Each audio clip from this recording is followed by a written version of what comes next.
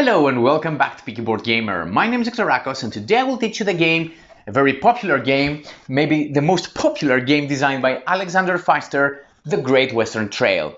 This is for 1 to 4 players and will take you 2 to 3 hours to finish. Let's start with a quick overview and then we continue with the rules of the game. In the game, players are ranchers in America's far west trying to make their fortune by delivering the best cattle to Kansas City. On their turn, players first move their rancher, visiting one of the location tiles using a road network depicted on the board. Players are trying to avoid opponents' locations, outlaws and hazard tiles, as this will increase the cost of their movement.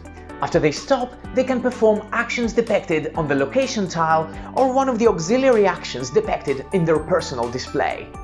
Players can hire and use workers in various ways, such as forwarding their train engine in the train track, or to acquire new cattle cards and add them to their personal herd deck.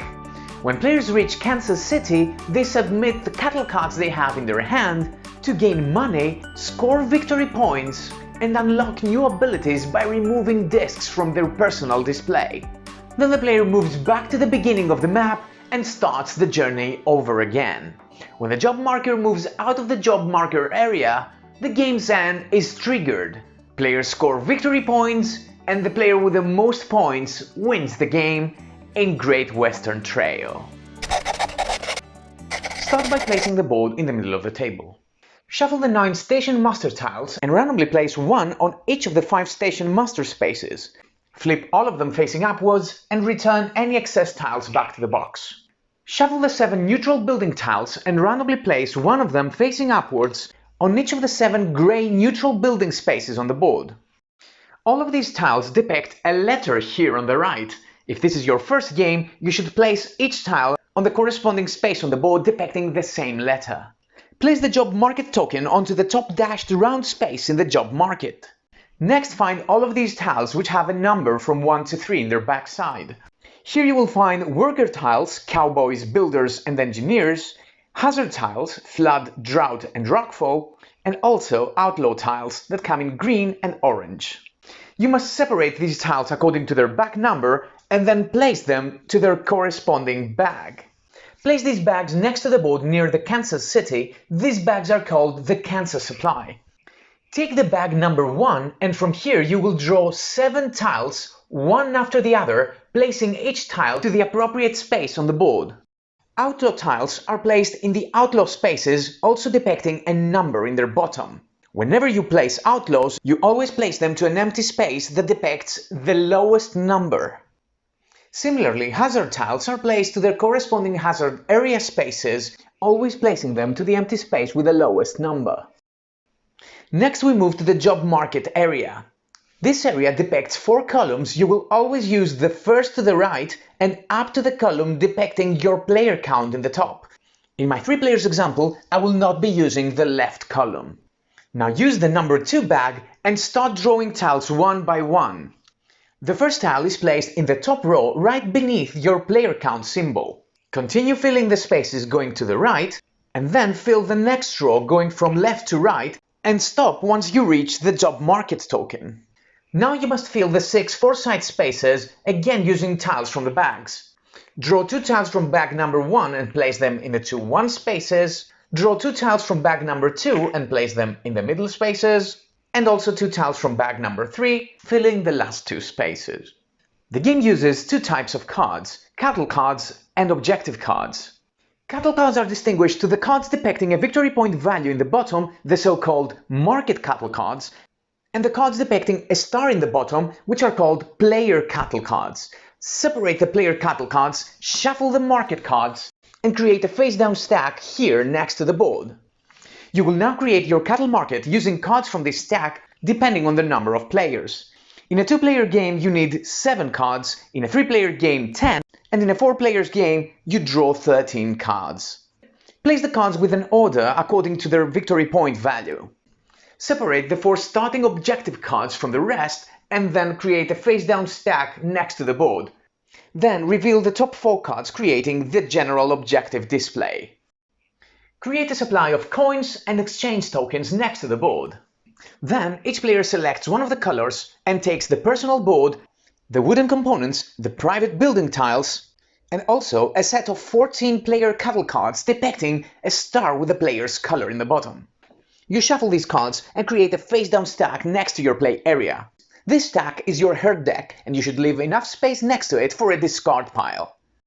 If this is not a 4-players game, you're gonna need one of these extra tiles, flip it to the side depicting your player count, and place it right here on your personal board. Place the round wooden tokens on the circular spaces depicting the player's color. Place your certificate marker in the top space of your certificate track. Then place your engine on the starting space of the railroad track on the game board. Your player marker, the herder, remains next to your play area for now. Next, shuffle the 4 starting objective cards and randomly deal 1 to each player. This card is placed facing upwards beneath the player's personal board. Any remaining cards are returned to the box. Now players choose a player at random to be the starting player, and the rest of the turn order is determined clockwise. The first player starts the game with $6, 1 exchange token, and 4 cards from their personal herd deck as their starting hand. The rest of the players also take starting resources according to this diagram. Now all private tiles have a number and a side A or B.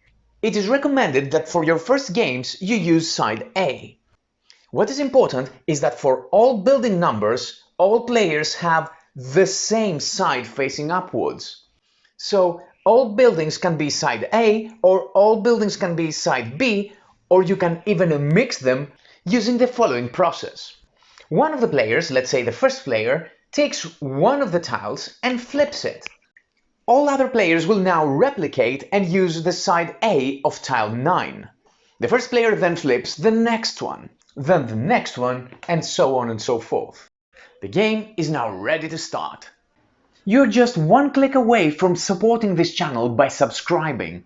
If you like our videos and haven't done already, I would really appreciate if you did, as this will help the channel grow and enable me to produce more such videos. In the game, players alternate turns, starting with the first player and continuing clockwise until the end of the game is triggered. A player's turn consists of 3 phases. In the first phase, players move their herder to a different location. In the second phase, players perform 1 or more actions depending on where they stopped with their herder.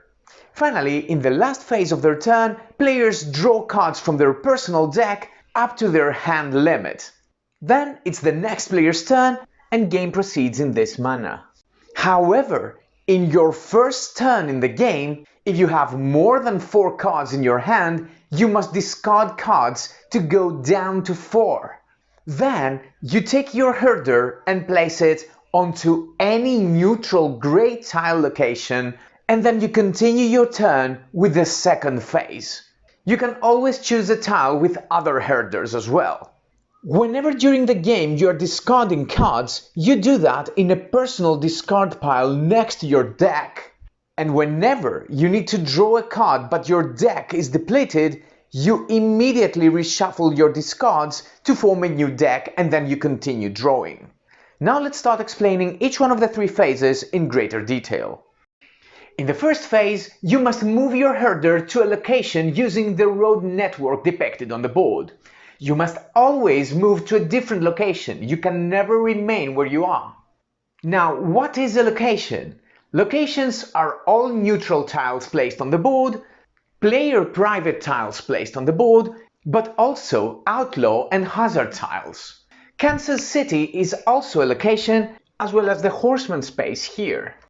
When you move, you must always use a valid direction as indicated by the arrows next to your current location. So the yellow player can either move from that way or this way. The distance you can move is indicated in this part of the board, so I could move up to 3 spaces. However, this distance can be increased by removing these discs. We'll see how that can happen later on. You spend a movement point each time you reach the next tile in your direction. This means that empty building spaces or empty hazard or outlaw spaces do not count. So in our example, the yellow player could move that way and move 1, 2, 3 and stop here, or take the other way and move 1, 2 and 3 and stop there. Of course, you don't have to use all of your movement points, so the yellow player could also end their movement here, even though the best practice is to move to your own private buildings or to the neutral buildings. Now, your movement could also have a cost in coins. Whenever you end your movement or pass through tiles with a black or a green hand, you must pay a cost which depends on the number of players, but is always depicted on your personal display in this area here. So in a 3 players game, stopping or passing through black hands costs 1 coin, while stopping or passing through green hands costs 2 coins. If we are talking about hazards or outlaw tiles, the cost is paid to the general supply. But if hands are depicted on opponent's private tiles placed on the board, then you pay that cost to the owners of these tiles. So if, for example, the yellow player takes that direction, they move 1 and pay 1 coin to the general supply, 2 pay another coin to the general supply, 3 and end their movement there. If, however, they take the other direction, they move 1 and pay the blue player 2 coins, 2, there's no cost here, and so on and so forth. Very important, if you cannot pay this cost, you continue moving anyway. But if you have money, you must pay as much as you can. In the second phase, you perform actions. Your action options depend on where you stopped in the previous phase. If you have stopped on a neutral or your own private building, then you can perform all of the actions depicted on the tile or perform a single auxiliary action depicted on your personal display. If, however, you have stopped on an opponent's building, an outlaw tile or a hazard tile, then your only option is to perform a single auxiliary action depicted on your personal display.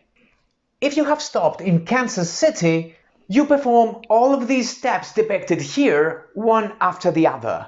We will explain these in a bit. Building tiles depict multiple actions divided by yellow lines. When applicable, you can perform any or even all of the depicted actions in any order. In some tiles, you see this slash between 2 actions. In that case, you must choose one of these 2 actions. So, with this tile, for example, the yellow player can either choose to take one outlaw tile or move their engine 2 spaces and perform this action as well. Also, some location spaces depict printed actions on the board. Once these spaces are built, these actions become part of the location.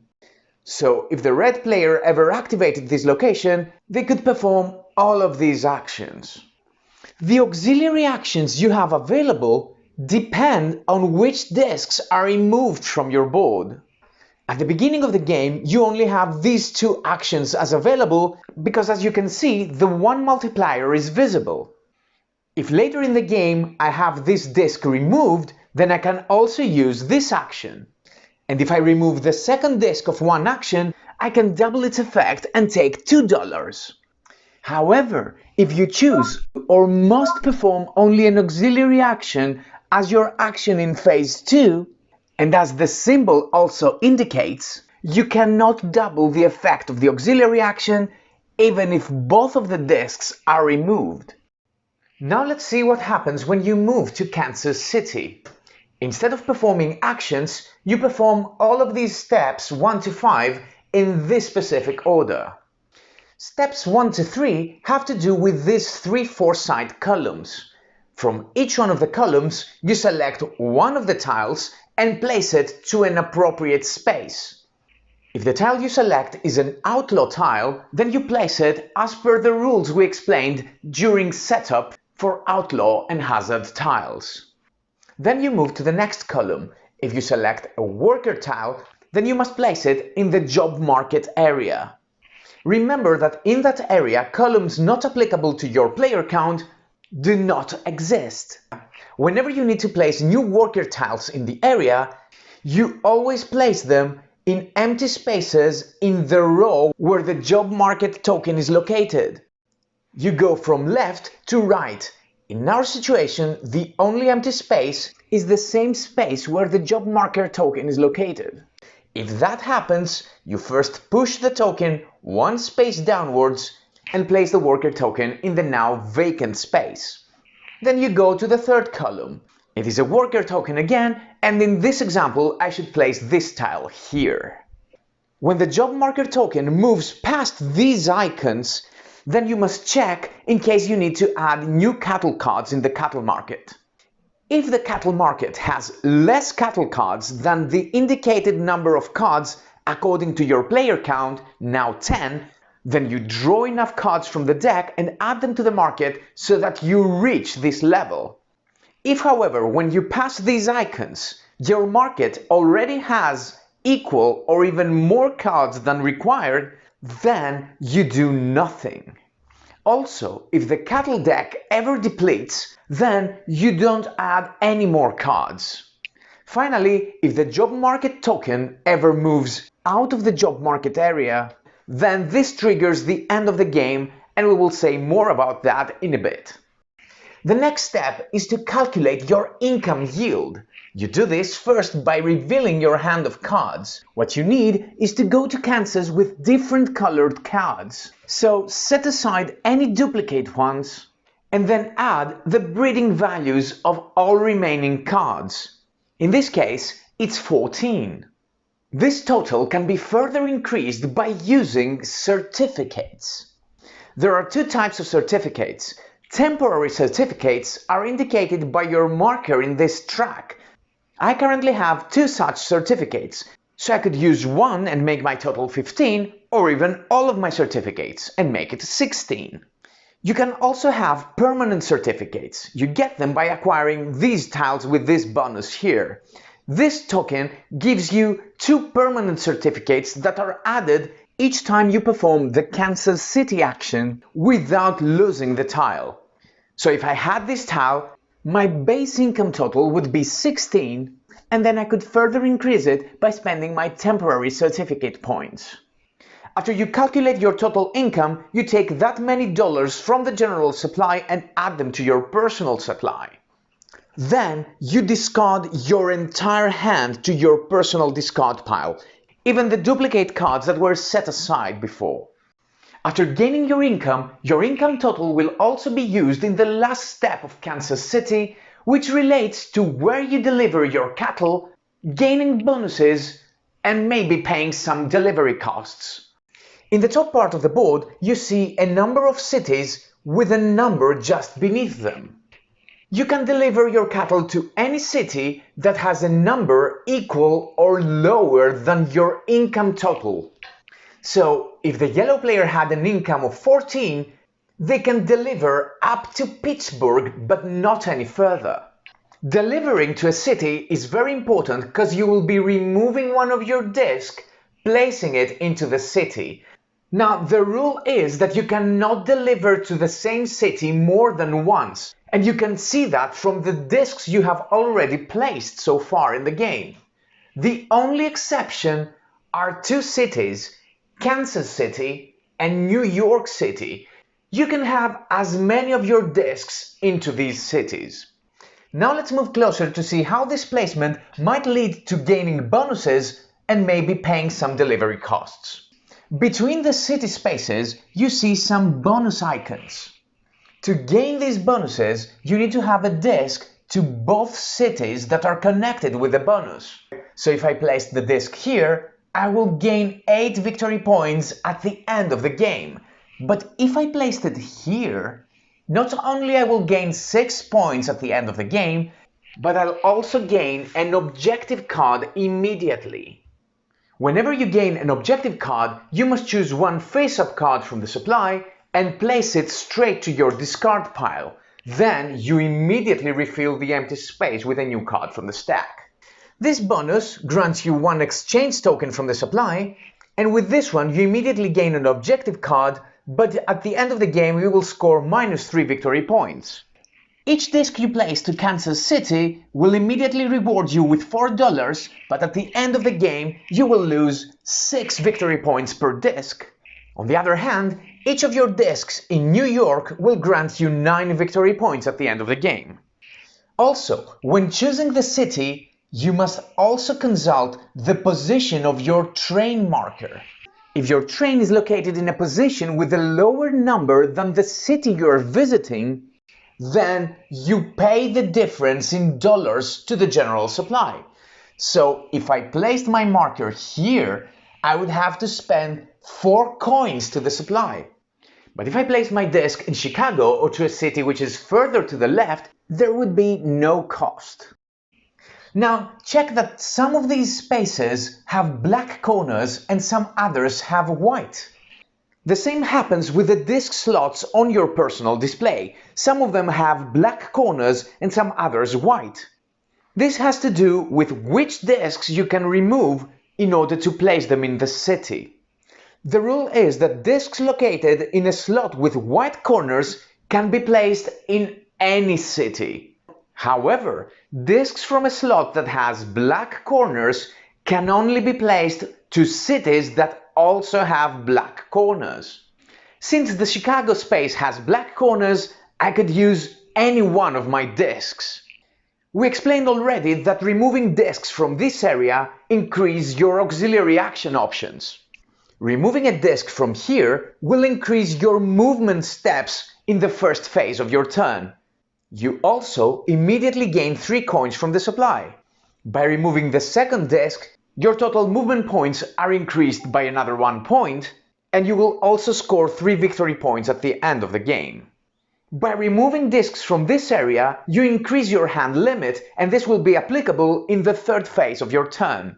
Important, there is an additional cost to remove a disc from here, which is 5 coins. If you cannot afford it, you cannot remove these discs. Finally, by removing these discs, you can increase the maximum number of certificates you can have. Important, if you remove this disc before that one, the maximum certificates you can have are still 3. And when you remove the other disc as well, then these are increased straight to 6. After you finish the 5th step of Kansas City, you refill the 3 empty 4-side spaces by taking tiles from the applicable bags. Finally, you take your herder and place it on the horseman space in the bottom right corner of the board. On their next turn, that player will move from here. In the third phase of your turn, you must simply attend to your personal hand card limit. Your initial hand limit is 4 cards as depicted here. However, by removing discs, you can increase it up to 6. The yellow player has a card limit of 6 cards. At this point, if the player has less than 6 cards at hand, then that player draws enough cards to bring their hand back to their limit, which is 6 cards. After you complete the third phase of your turn is over, and it's now the next player's turn. Now it's time to explain most of the actions you will find in neutral and private building tiles, otherwise called local actions, as well as the auxiliary actions depicted on your display. This is all about icons. The rule is that whenever you see red arrows or red numbers, it's an indication of a requirement, and wherever you see green arrows or numbers, it's a benefit, and if you cannot meet the requirement, then you cannot gain the benefit. The player's personal display has 3 rows of slots for hiring workers. Having workers is useful for many important actions, so let's start with the action Hire a Worker.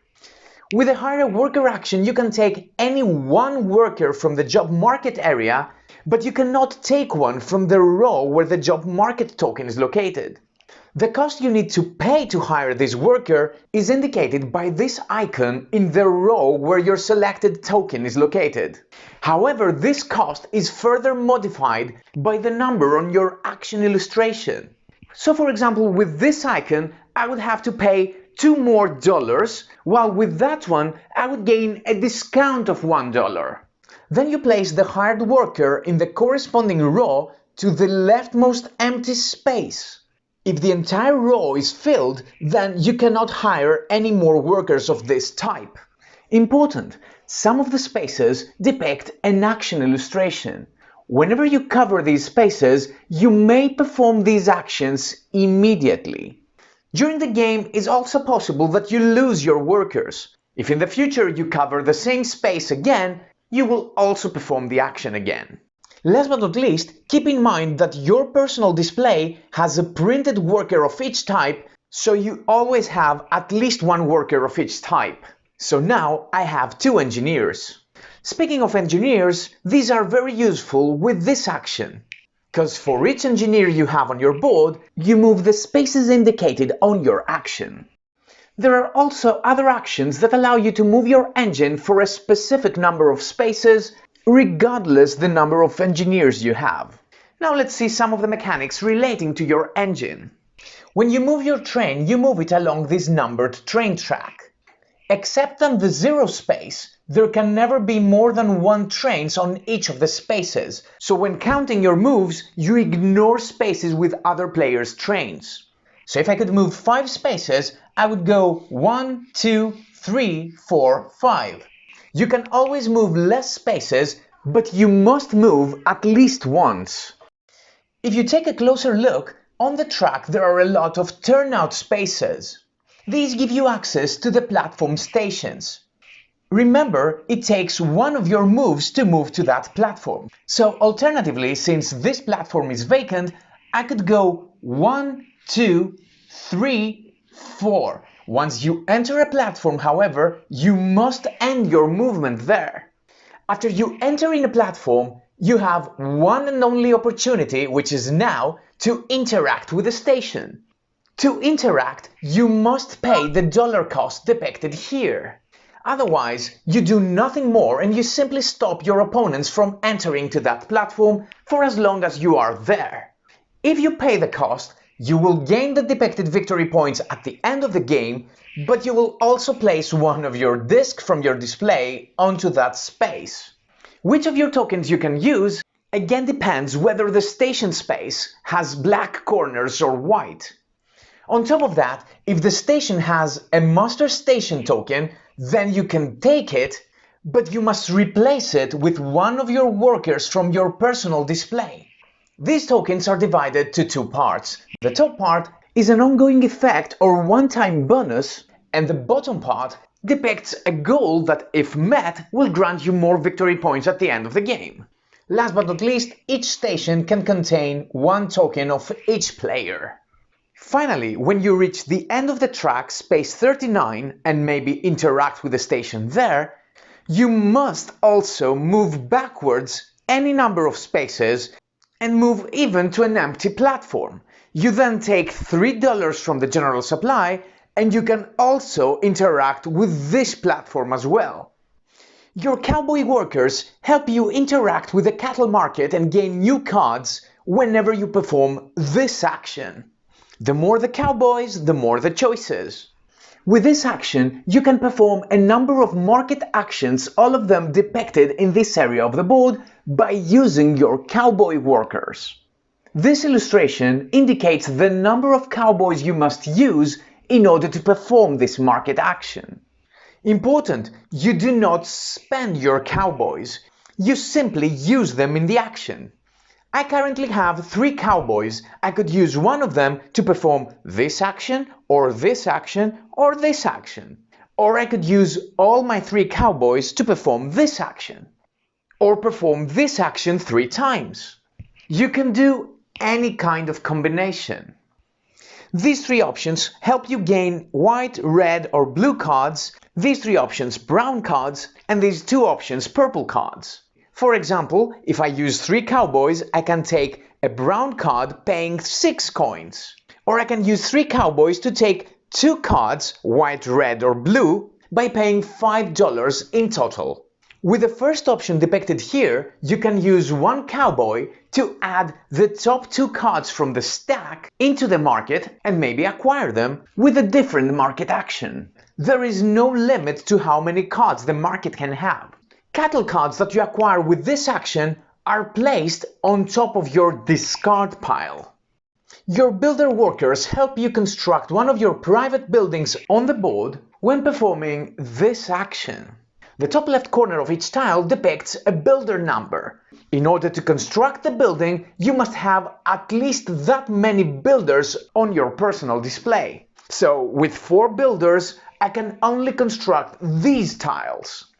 There's also a cost in dollars for each required builder as indicated on your action. So if I choose to build this tile and with this specific action, I would have to spend $8. The building can be placed onto any empty building space on the board. Important, you never spend the builders, you just need to have them. But just a second, how can I build a tile requiring 9 builders since I can only have up to 6? Because instead of constructing a new building, you can also upgrade one of your tiles already placed on the board. You can only upgrade a tile with another tile that has a higher builder requirement. You only need to have the additional builders required and you pay the cost for these builders only. So with 4 builders, I could upgrade this tile with any building requiring up to 8 workers. So I can switch the 4 with a 7 and I would have to pay 2 times 3, which is the difference in workers, in dollars from my personal supply. With this action, you gain an objective card from the market. We already explained that this card is placed on top of your discard pile. Eventually, this card will come to your hand. If your hand contains such a card, you can use it to take the bonus depicted in the top left corner. When can you use it? Either at the beginning of your turn before your first phase, or either before or after any action you perform in your second phase. You cannot use these cards during an action and also after you have started your phase 3.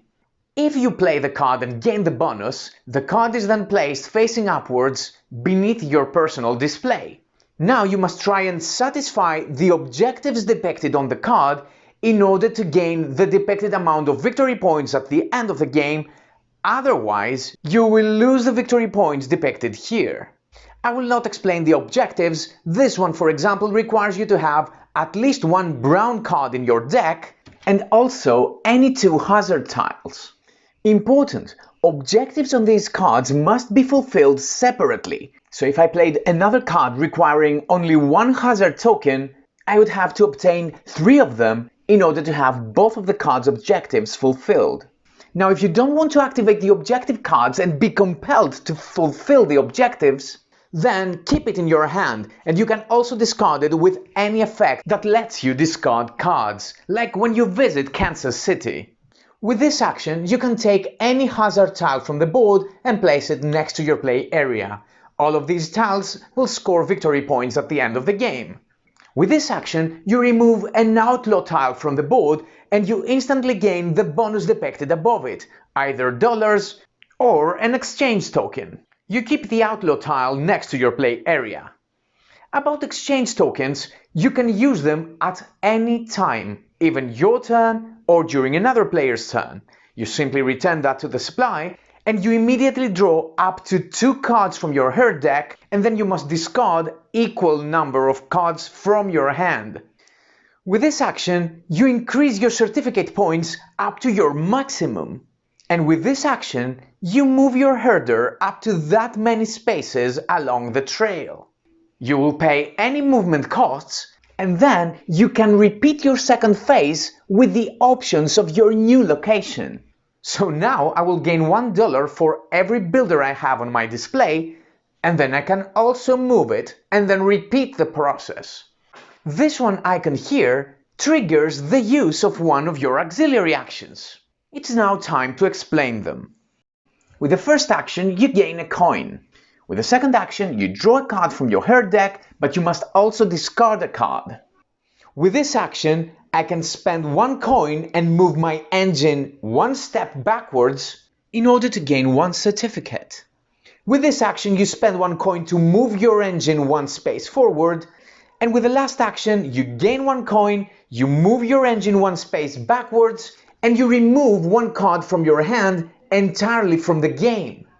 Remember that whenever you perform an auxiliary action as an effect of a location tile or an objective card, and as the symbol indicates, you can also double its effect if you have removed both of the discs. The game's end is triggered when the job market token is forced out of the market area. This will happen during a player's Kansas City action, and that player will keep the market token next to their play area. After this point, no more workers can be placed in the job market area. The player will finish their turn and the 4 side spaces will be filled as normal. Now all other players will take a final turn. After all players have taken their last turn, the game proceeds to scoring.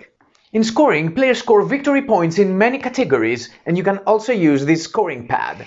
From the board, players score victory points depicted on their placed private buildings, victory points depicted on train stations with their discs, and also victory points awarded from their discs placed on cities. From their play area, players score the following. They score 4 points for every worker placed in the last 2 columns of their tracks. They also score 3 points if this specific disc is removed. Then they score the points depicted on their hazard tiles, 2 victory points if they have triggered the end of the game, and 1 victory point for every $5 remaining in their supply. Then players score victory points if they have satisfied the objective depicted in their master station tiles. This specific one awards the player with 3 victory points for every pair of hazard tokens they have, so this player will score 6 victory points. Then the player scans all of their cards and score all victory points depicted on cattle cards. If any objective card is within the player's cards, then at this moment the player may choose to either place it for scoring or discard it. Finally, you score victory points or take the penalty based on whether you have satisfied the objectives depicted on your activated objective cards. After players tally up their scores, the player with the most victory points is the winner of the game. If there is a tie, then all tied players share their victory. And that were the rules of the Great Western Trail designed by Alexander Pfister. If you like our videos and want to see more, please subscribe to our channel. Until next time, have fun and play more board games.